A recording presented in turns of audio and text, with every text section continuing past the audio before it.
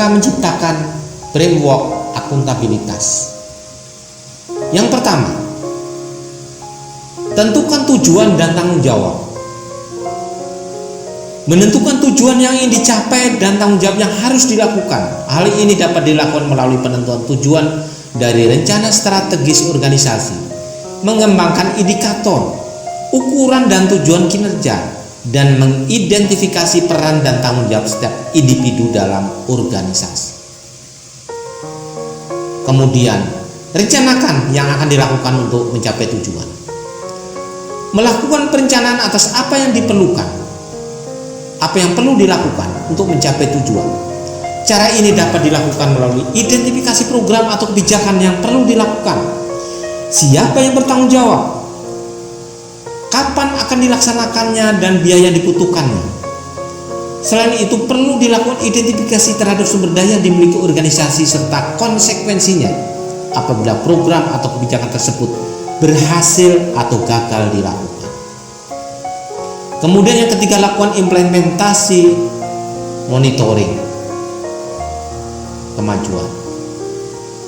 Melakukan implementasi dan memantau kemajuan yang sudah dicapai. Hal tersebut penting dilakukan untuk mengetahui hambatan dari implementasi kebijakan atau program yang telah dilakukan. Kemudian berikutnya, berikan laporan secara lengkap. Memberikan laporan hasil secara lengkap, mudah dipahami dan tepat waktu. Ini sangat perlu dilakukan, saudara-saudara. Kenapa hal tersebut perlu dilakukan? Karena ini adalah sebagai wujud untuk menjalankan akuntabilitas dalam menyediakan dokumentasi dengan komunikasi yang benar serta mudah dipahami. Kemudian, berikan evaluasi dan masukan perbaikan.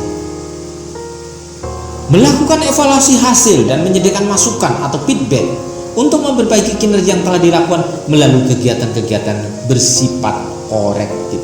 Ini sangat-sangat perlu dilakukan karena ini merupakan masukan untuk kegiatan berikutnya. Akuntabilitas dalam konteks. Akuntabilitas dalam konteks ada beberapa hal. Ada 5 hal. Yang pertama adalah transparansi dan akses informasi. Yang kedua, praktek kecurangan dan perilaku korupsi. Yang ketiga, penggunaan sumber daya milik negara. Yang keempat, penyimpanan dan penggunaan data informasi pemerintah. Kemudian yang kelima adalah konflik kepentingan. Mari kita bahas yang pertama, transparansi dan akses informasi. Saudara, keterbukaan informasi telah dijadikan standar normatif untuk mengukur legitimasi sebuah pemerintahan. Dalam payung besar demokrasi, pemerintah senantiasa harus terbuka kepada rakyatnya sebagai bentuk legitimasi. Partisipasi ini dapat berupa pemberian dukungan atau penolakan terhadap kebijakan yang diambil pemerintah ataupun evaluasi terhadap suatu kebijakan. Undang-Undang Nomor 14 Tahun 2008 tentang keterbukaan informasi publik. Konteks lainnya, undang-undang ini secara substansial adalah memberikan jaminan konstitusional agar praktek demokratisasi dan good governance bermakna bagi proses pengambilan kebijakan terkait kepentingan publik yang bertumpu pada partisipasi masyarakat maupun akuntabilitas lembaga penyelenggara kebutuhan publik. Informasi publik terbagi dalam 2 kategori. Yang pertama, informasi yang wajib disediakan dan diumumkan. Informasi yang dikecualikan, yaitu informasi publik yang perlu dirahasiakan. Pengecualiannya tidak boleh bersifat permanen. Ukuran untuk menjadi suatu informasi publik dikecualikan atau bersifat rahasia, misalnya bersifat rahasia adalah undang-undang, kepatutan, kepentingan umum, itu adalah pertimbangan. Keterbukaan informasi memungkinkan adanya ketersediaan informasi bersandar pada beberapa prinsip. Prinsip yang paling universal berlaku hampir di seluruh negara dunia, yaitu maximum access, limited exemption. Pada prinsipnya, semua informasi bersifat terbuka dan bisa diakses masyarakat. Suatu informasi dapat dikecualikan hanya karena apabila dibuka, informasi tersebut dapat merugikan kepentingan publik. Pengecualian itu juga harus bersifat terbatas, artinya hanya informasi tertentu yang dibatasi, dan pembatasan tidak berlaku permanen. Kedua, permintaan tidak perlu disertai alasan. Ini terkait dengan masih informasi. Akses terhadap informasi merupakan hak setiap orang. Konsekuensi dari rumusan ini adalah setiap orang bisa mengakses informasi tanpa harus disertai alasan untuk apa informasi itu tersebut diperlukan. Seseorang pengacara publik tidak perlu menjelaskan secara detail untuk apa dia membutuhkan informasi tentang suatu putusan pengadilan yang telah berkekuatan hukum tetap. Prinsip ini penting untuk menghindari muncul penilaian subjektif pejabat publik ketika memutuskan permintaan informasi tersebut. Pejabat publik bisa saja khawatir informasi itu disalahgunakan. Argumentasi ini sebenarnya kurang tepat karena penyalahgunaan informasi tetap bisa dipidanakan. Ketiga, mekanisme yang sederhana, murah dan cepat. Nilai dan daya guna suatu informasi sangat ditentukan oleh konteks waktu. Seorang wartawan misalnya terikat pada deadline saat ia meminta informasi yang berkaitan dengan berita yang sedang ia tulis. Dalam kasus lain, seseorang penggiat asasi manusia membutuhkan informasi yang cepat, murah, dan sederhana dalam aktivitasnya. Informasi bisa jadi tidak berguna jika diperoleh dalam waktu yang lama, karena bisa tertutup oleh informasi yang lebih baru, yang lebih up to date, yang lebih hangat. Selain itu, mekanisme penyelesaian sengketa informasi juga harus sederhana. 4. Informasi harus utuh dan benar. Informasi yang diberikan kepada pemohon haruslah informasi yang utuh dan benar. Jika informasi tersebut tidak benar dan tidak utuh, dikhawatirkan menyesatkan pemohon. Dalam aktivitas pasar modal misalnya, ada ketentuan yang melarang pemberian informasi yang tidak benar dan menyesatkan. Seorang advokat atau akuntan publik biasanya mencantumkan klausul disclaimer, pendapat hukum dan pendapat akuntan dianggap benar berdasarkan dokumen yang diberikan oleh pengguna jasa. Yang kelima, informasi proaktif. Badan publik dibebani kewajiban untuk menyampaikan jenis informasi tertentu yang penting diketahui publik. Misalnya informasi tentang bahaya atau bencana alam wajib disampaikan secara proaktif oleh badan publik tanpa perlu ditanyakan oleh masyarakat. 6. Perlindungan pejabat yang beretikat baik. Perlu adanya jaminan dalam undang-undang bahwa pejabat yang beretikat baik harus dilindungi. Pejabat publik yang memberikan informasi kepada masyarakat harus dilindungi jika pemberi informasi berdasarkan etikat baik. Misalnya pejabat yang memberikan bocoran dan dokumen tentang praktek korupsi di instansinya. Saudara-saudara, ini kita melihat laporan masyarakat berdasarkan substansi laporan Ombudsman tahun 2012 di salah satu provinsi. Ini adalah sebagai contoh saudara-saudara praktek kecurangan dalam dan perilaku korupsi. Ada penyalahgunaan wewenang. Ini ada jumlahnya, presentasinya. Penundaan berlarut, tidak memberikan pelayanan, permintaan uang, barang dan jasa, penyimpangan prosedur, kemudian berpihak, diskriminasi, tidak patut, tindakan tidak, adanya konflik kepentingan, dan yang terakhir ya, 0,57% tidak kompeten ya. Saudara, ini adalah contoh saudara-saudara betapa praktek kecurangan dan perilaku korupsi ini masih saja terjadi di berbagai wilayah saudara-saudara. Ini menunjukkan bahwa perlu adanya perbaikan agar pelayanan publik dapat berjalan dengan baik. Berikutnya, penggunaan sumber daya milik negara. Saudara-saudara, fasilitas publik dilarang penggunanya untuk kepentingan pribadi. Sebagai contoh, motor atau mobil dinas yang tidak boleh digunakan untuk kepentingan pribadi. Saudara-saudara, ini banyak terjadi pro dan kontra. Saudara-saudara, kita harus ingat bahwa sumber daya milik negara itu adalah dibeli dari uang rakyat, pajak yang dibayar. Oleh karena itu, Mestinya penggunaan sumber daya milik negara itu sesuai dengan peruntukannya. Sebab apabila tidak digunakan sesuai peruntukannya karena itu mobil dinas, maka penggunaannya itu adalah atas dasar pekerjaan-pekerjaan dinas. Dan penggunaan itu harus bisa dipertanggungjawabkan. Apabila penggunaan itu digunakan untuk keperluan dinas, maka bisa dipertanggungjawabkan kepada publik. Maka ini akan memenuhi unsur-unsur akuntabilitas. Tetapi sebaliknya, apabila penggunaan mobil dinas ini untuk kepentingan pribadi, maka sangat sulit untuk dipertanggungjawabkan. Dan ini akan rawan terhadap penggunaan atau penyalahgunaannya sumber daya milik negara. Menurut saya, mobil dinas atau kendaraan dinas apapun yang dimiliki, fasilitas dimiliki oleh negara, tidak boleh atau jangan digunakan untuk kepentingan pribadi atau keluarga.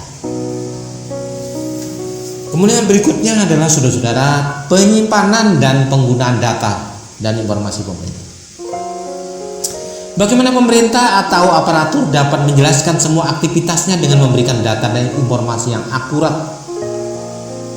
Jadi data dan informasi itu harus diberikan secara akurat terhadap apa yang telah dilaksanakan oleh instansi itu, apa yang sedang dilaksanakan, dan apa ke depan rencana yang akan dilaksanakan.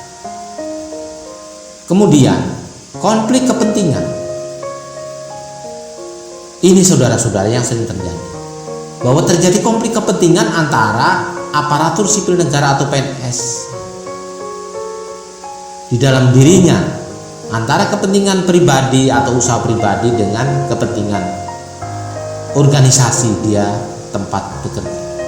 Konflik kepentingan adalah situasi yang timbul di mana tugas publik dan kepentingan pribadi bertentangan. Artinya, pegawai negeri sipil yang bekerja untuk negara, melaksanakan pekerjaan untuk negara, tidak boleh dia menggunakan wewenang jabatannya untuk melancarkan usaha-usaha pribadinya atau keluarga. Karena apabila itu dilakukan, maka yang dirugikan biasanya adalah kepentingan publik atau kepentingan negara. Oleh karena itu, perlu dihindari bahwa seseorang yang bekerja sebagai PNS tidak boleh memiliki usaha bisnis yang terkait dengan pekerjaannya di kantor. Sekarang timbul pertanyaan, sekarang yang dimaksud PNS yang akuntabel itu yang bagaimana? Ini akhirnya ke sana. PNS yang akuntabel adalah PNS yang mampu mengambil pilihan yang tepat ketika terjadi konflik kepentingan, tidak terlibat dalam politik praktis, melayani masyarakat yang adil dan berperilaku konsisten dalam menjalankan tugas dan fungsinya.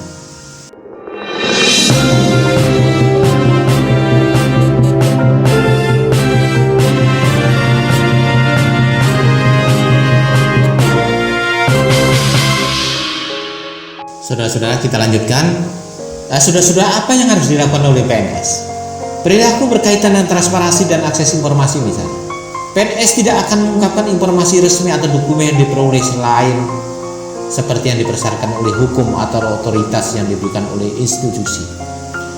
PNS tidak akan menyalurkan informasi resmi untuk keuntungan pribadi atau komersial untuk diri mereka sendiri atau yang lain. Penyalahgunaan informasi resmi termasuk spekulasi saham berdasarkan informasi rahasia dan mengungkapkan isi dari surat-surat resmi untuk orang yang tidak berwenang. Itu tidak boleh.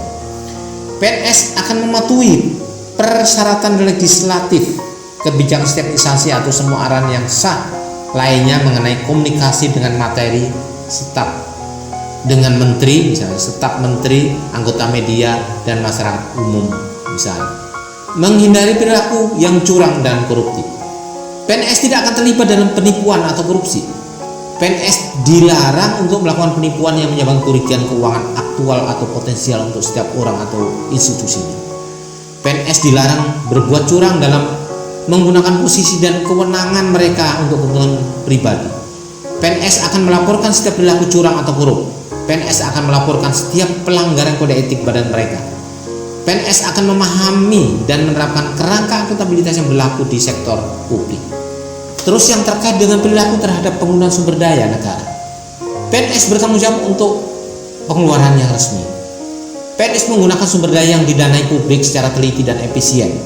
Hal ini termasuk fasilitas kantor dan peralatan, kendaraan, voucher biaya taksi, kredit korporasi, dan lain sebagainya. PNS hanya menggunakan pengeluaran yang berhubungan dengan pekerjaan. PNS tidak menggunakan waktu kantor atau sumber daya untuk pekerjaan partai, politik, ataupun pribadi. PNS mengatur kebijakan dan pedoman dalam penggunaan setiap instansi, komputasi, dan komunikasi fasilitas, dan menggunakan sumber daya tersebut secara bertanggung jawab. PNS berhati-hati untuk memastikan bahwa setiap perjalanan dinas yang dilakukan untuk tujuan resmi dan benar-benar diperlukan. PNS menggunakan kekayaan dan barang milik negara secara bertanggung jawab, efektif, dan efisien. Perilaku berkaitan dengan penyimpanan dan penggunaan data. PNS bertindak dan mengambil keputusan secara transparan. PNS menjamin penyimpanan informasi bersifat rahasia. PNS mematuhi perencanaan yang telah ditetapkan. PNS diperbolehkan berbagi informasi untuk mendorong efisien dan efek kreativitas. PNS menjaga kerahasiaan yang menyangkut kebijakan negara. PNS memberikan informasi yang benar dan tidak menyesatkan kepada publik yang memerlukan informasi terkait kepentingan dinas misalnya. PNS tidak menyalahgunakan informasi intern negara, tugas, status, kekuasaan, dan jabatannya untuk mendapatkan atau mencari keuntungan atau manfaat bagi diri sendiri atau untuk orang lain. Perilaku berkaitan dengan konflik kepentingan. PNS harus dapat memastikan kepentingan pribadi atau keuangan tidak bertentangan dengan kemampuan mereka untuk melakukan tugas-tugas resmi mereka dengan tidak memihak. Konflik kepentingan yang timbul antara kinerja tugas publik dan kepentingan pribadi atau personal, maka PNS dapat berhati-hati untuk kepentingan umum. PNS memahami bahwa konflik kepentingan sebenarnya dianggap ada atau berpotensi ada di masa depan, maka hati-hatilah. Jika konflik muncul, PNS dapat melaporkan kepada pimpinan secara tertulis untuk mendapatkan bimbingan mengenai cara terbaik dalam mengelola situasi secara tepat. PNS dapat menjaga agar tidak terjadi konflik kepentingan dalam melaksanakan tugas. Terus bagaimana mengambil keputusan yang akuntabel bagi PNS? Pengambilan keputusan secara akuntabel dan beretika berarti dapat membuat keputusan dan tindakan yang tepat dan akurat. Sebuah keputusan yang akuntabel dan beretika sangat penting dalam menjaga kepercayaan dan keyakinan terhadap masyarakat dalam pekerjaan pemerintahan. Dalam prakteknya, penempatan kepentingan umum berarti satu, memastikan tindakan dan keputusan yang berimbang dan tidak bias. Bertindak adil, yang kedua bertindak adil dan mematuhi prinsip-prinsip due proses. Yang ketiga akuntabel dan transparan. Keempat, melakukan pekerjaan secara penuh, efektif dan efisien. Kelima, berperilaku sesuai dengan standar sektor publik, kode etik sektor publik, dan etika yang sesuai dengan organisasi. Kemudian mendeklarasikan secara terbuka bila terjadi adanya potensi konflik kepentingan. Saudara-saudara, apa yang disampaikan terdahulu ada 10 nilai dasar akuntabilitas. Sudah dijelaskan terdahulu, yaitu yang pertama kepemimpinan, kemudian transparansi, integritas, tanggung jawab, keadilan, kepercayaan, keseimbangan, kejelasan, konsistensi, dan profesional. Saudara-saudara, demikian yang dapat saya sampaikan. Mudah-mudahan saudara-saudara selalu dalam keadaan sehat. Saya mohon maaf bila ada sesuatu yang salah. Demikian yang dapat saya sampaikan, dan ucapan wabillahi taufiq wal hidayah. Wassalamualaikum warahmatullahi wabarakatuh.